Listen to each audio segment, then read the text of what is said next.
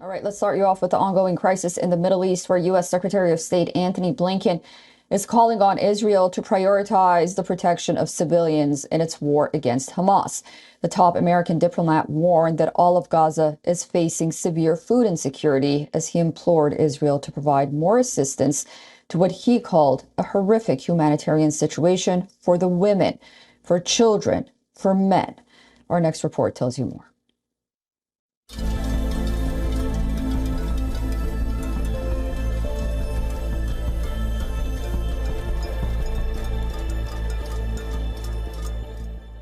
100% of the population in Gaza is at severe levels of acute food insecurity. That's the first time an entire population has been so classified.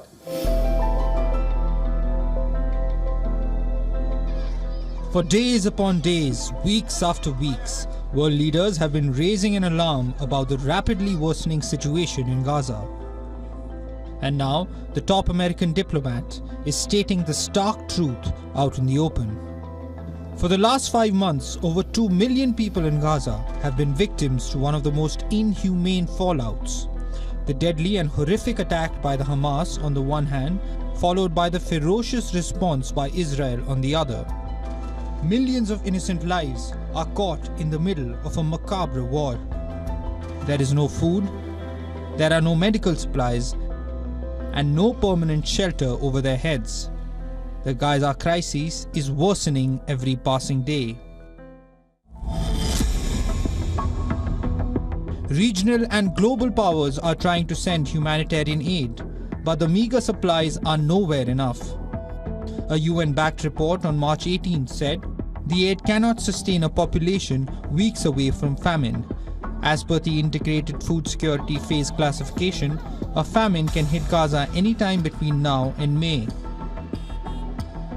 More than half of all Palestinians in Gaza, 1.1 million people, have completely exhausted their food supplies and are facing catastrophic hunger, according to the report. Palestinians in Gaza are enduring horrifying levels of hunger and suffering. This is an entirely man-made disaster, and the report makes clear that it can be halted.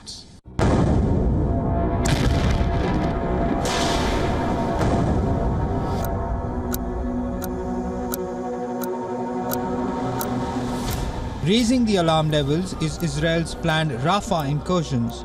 The Netanyahu cabinet cleared the plans for a ground invasion in the cramped tent city where over 1 million displaced Palestinians are living.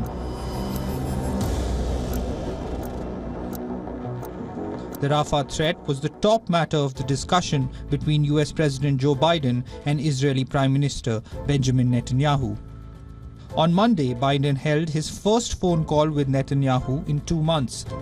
He told him an Israeli operation in Rafah will deepen anarchy in Gaza. Tensions have risen between Israel and the US, its top ally, over Netanyahu's handling of the war in Gaza. However, after Biden's call, the White House said Israel has agreed to send teams to Washington to discuss the way forward. It also said Israel will not proceed with the Rafah operation before the talks take place this week or the next. Bureau Report, WION World is One.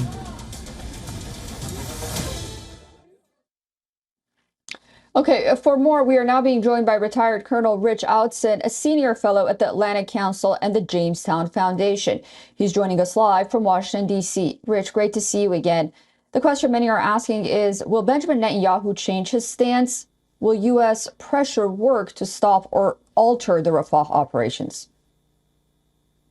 I think not stop, but yes, alter. The problem is that when we talk of Rafah, there's actually two separate problems. One is the massive camp for displaced people and civilians, many of whom are suffering from material want and need and hunger. And this is part of the demand of Washington, is that the Israeli operation can't just focus on destroying the military forces in and under Rafah.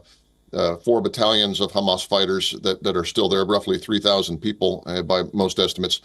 But for this over 1 million person population, What plans are in place to ensure that they are moved out of harm's way, that there are not civilian casualties?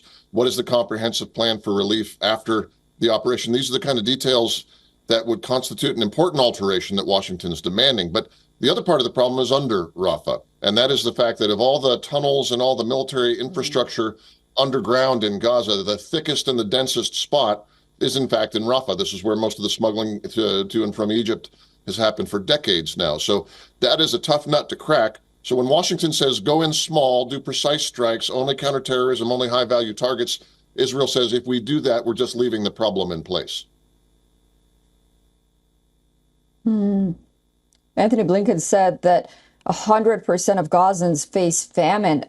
Can the U.S. ensure more aid into Gaza? And if so, how?